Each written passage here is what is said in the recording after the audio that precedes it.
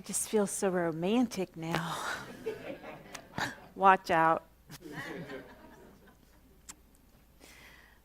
All love really is God's love, whether it's romantic love or the love you have for your parent or your child, the love you have for the people you live with, your animals, the love you have for nature, the earth, each other, really is all the same source of one presence and one power. Yeah?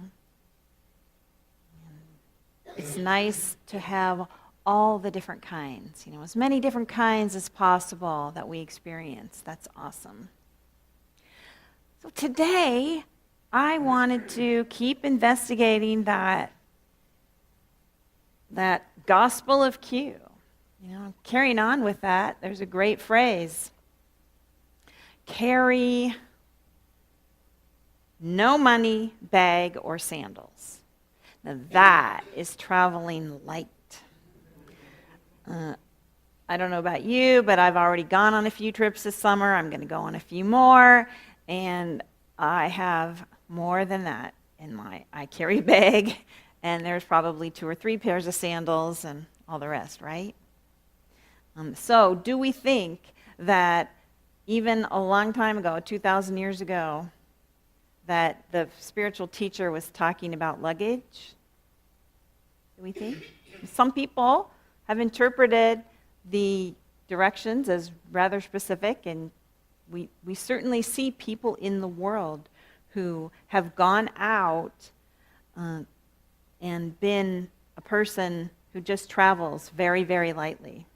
I'm thinking of Peace Pilgrim was one in our country. There's many in Boulder. There used to be a monk who walked around there with nothing except his drum.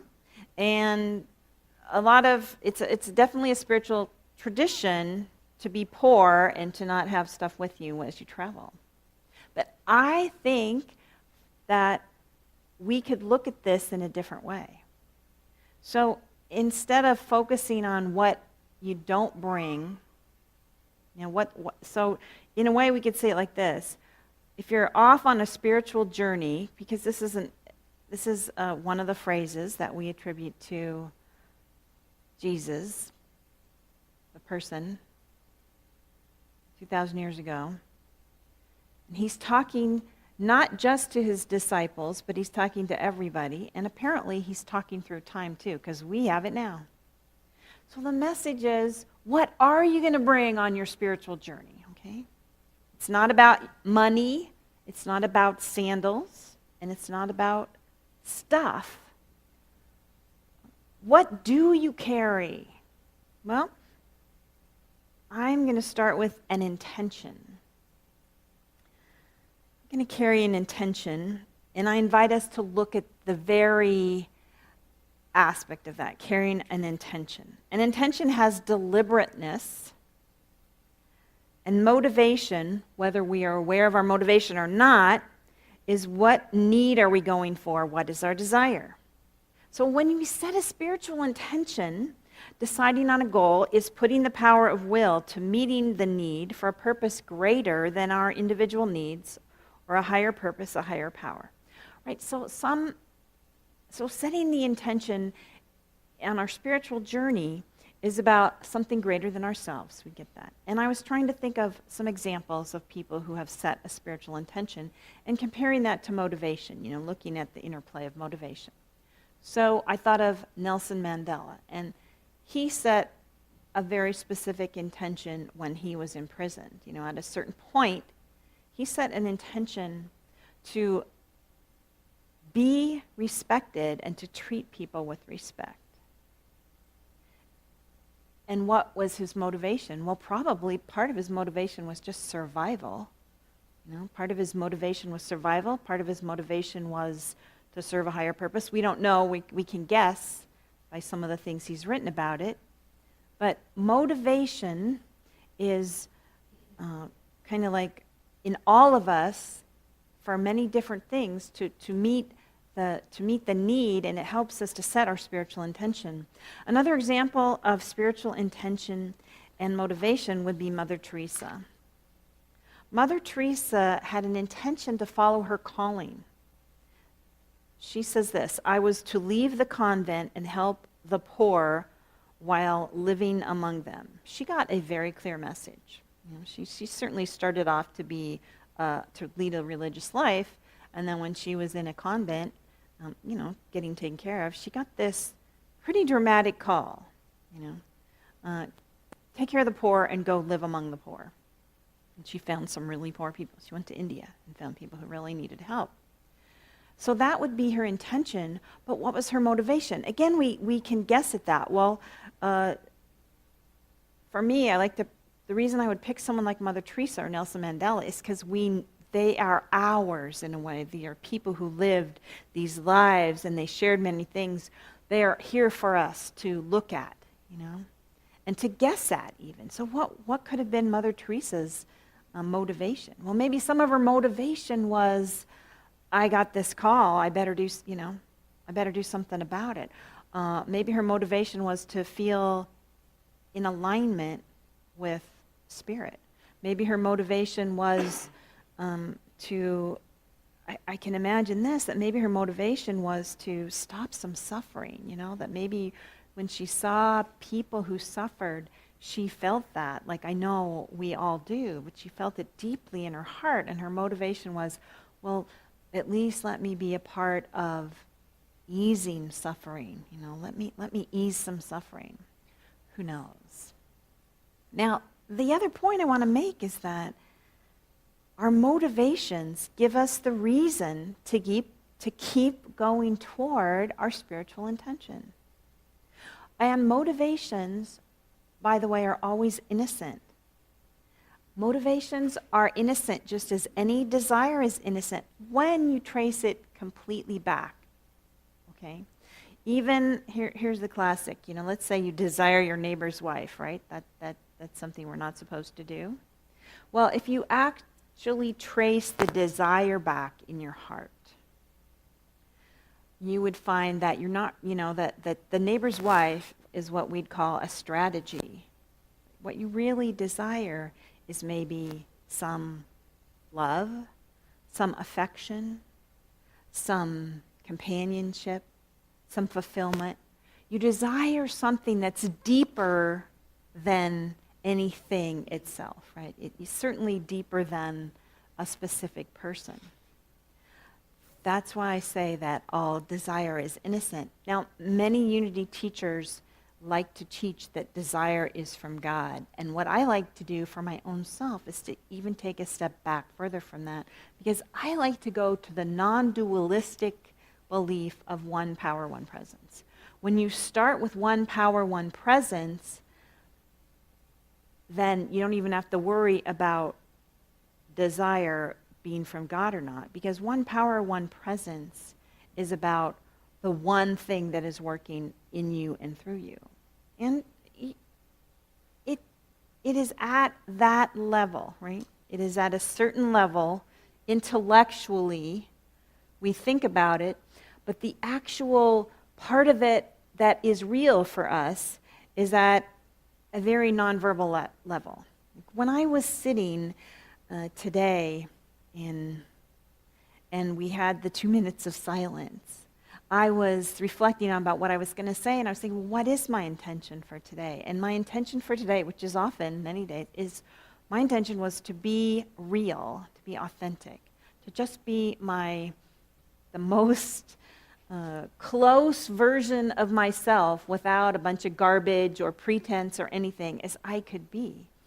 And it can be simple or complicated, right? I mean, what is the most real? Like, how deep do you go? How deep do you go to be the most real? And how deep do any of us go with our intention, our spiritual intention? If everything is of God, every single thing is here to lead us to be that on fire, that in the moment expression of light and love. You know, listening to the music, there was something about that touched a part of me. I don't know if it touched a part of you, but the sweetness of love, you know, that sweet part of anybody loving anybody else. The feeling's bigger than just one person, you know, the sweetness that we can actually share in. You know, we can share in that love that exists. It's bigger than all of us and also very personal. It's also very personal. It's important to experience all of it, and you know, talking about it is kind of ridiculous in a way, except that when I talk about it, I know that everybody has little clicks in your head like, okay, yeah, I get that. It's like to evoke, you know, I'm trying to connect to that, and so that you recognize it and go, yes, I know that, and that helps me spiritually. Well, we need our motivations to keep us going. So there's a suggestion to have ready some good answers to the question, why am I doing this? So you want to do a little preparation. It's always good to do some spiritual preparation. Why are you doing this? Whatever your intention is, to lead a spiritual life. And motivation really helps that. Looking at your motivation. Here is a spiritual practice about setting an intention each day that I read about, written by Thupten Jinpa in the Lion's Roar, which is a Buddhist magazine. And here's some steps to setting an intention and a dedication. I want to say the steps, and then I'm going to lead us through that just to experience a little bit so we really get it and decide if we want to use it as a spiritual practice. So the steps to setting an intention would be, first, take time, you know, give yourself 3 minutes. It's not a lot of time. The beginning of the day. Relax, breathe, ask a few questions like this. What is it that I value deeply? And then form the answers into an intention. Like for me, my intention was to be real. That were the words that came to me. You would have different words. And at the end of the day, just for a couple of minutes before you go to sleep, have a reflection time and a dedication time. A time to reconnect with your intentions and rejoice in what was achieved. So let's do a little bit of this right now. We're going to have a little experiential setting of an intention. And I ask you, and this is all, you don't have to write anything, you don't have to do anything hard. This will be easier than you think. So just sit in your chair and relax. Give yourself permission to be comfortable. You could also lie down. You could still be in bed in the morning and be lying down. But I want you to have a comfortable posture. And I want you to be relaxed, all right? So and let's take a couple of breaths together. Let's everybody just like breathe in, breathe out. Maybe roll your shoulders back a little bit. Do a little stretch. Just roll them forward. Okay? Feel a little bit loose. Take another breath. Take a deep breath. Deep breath in, deep breath out.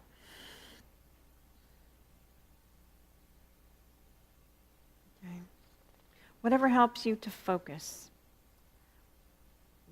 Keeping your eyes closed or looking at one thing.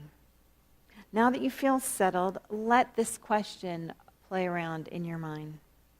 What is it that I value deeply?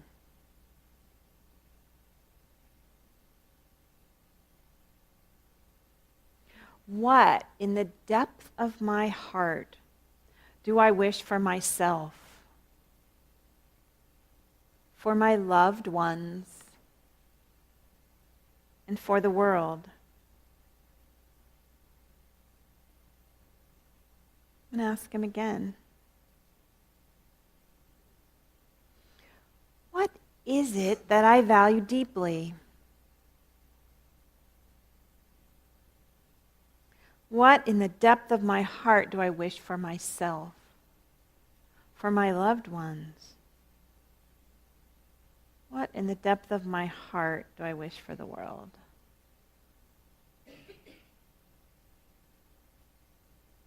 Now see what comes up. And know that the questions are working in you. Even if nothing came up right now, this moment, the questions will still keep working and something will pop up. And if and when the answers come up, acknowledge them as they arise and stay with the thoughts and feelings they might bring. So the point of this intention, setting the intention, is to get a phrase that works for you, a conscious intention for the day. You could think, today, may I be more mindful of my body, mind, and speech. Today, may I avoid deliberately hurting others. Today, may I be more understanding. Today, may I be kind to myself and everyone else. Today, may I use my day in such a way that is in tune with my deeper values. So in this way, we set the tone for the day.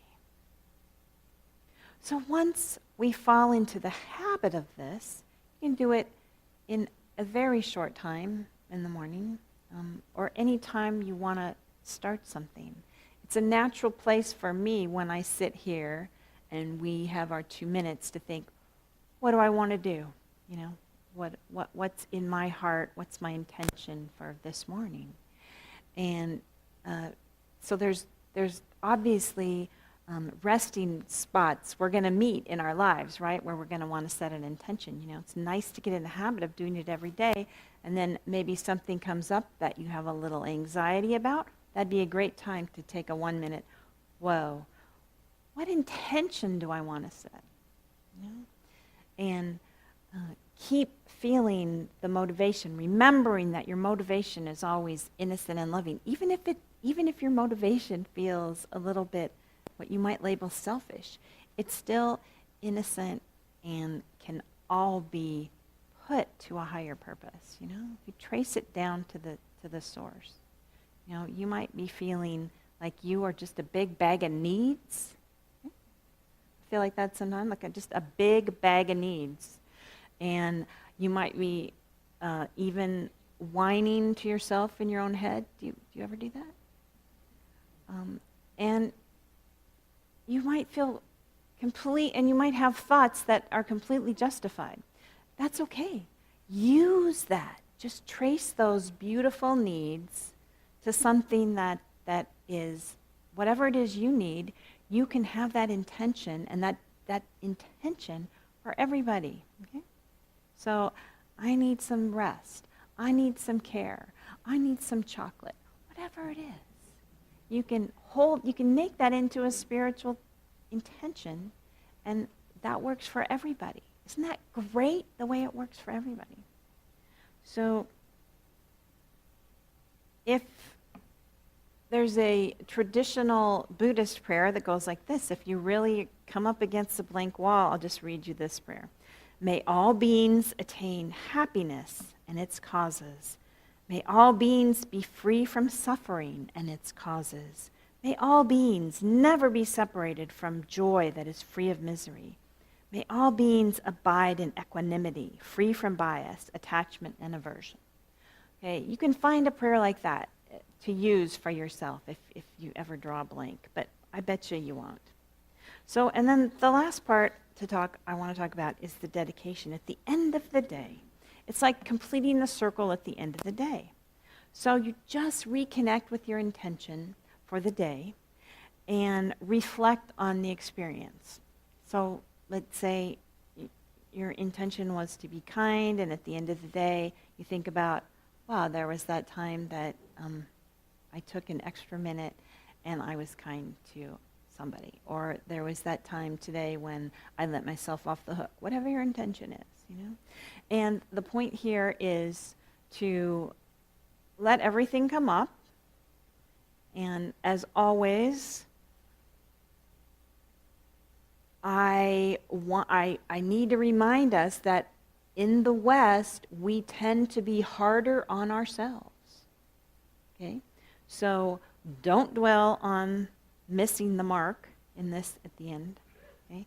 Find something that made you happy that you can rejoice in. You know, like there was the one time, just at that time I was kind, or the time I was real, or the time I took a minute, whatever it was. You know, do that, and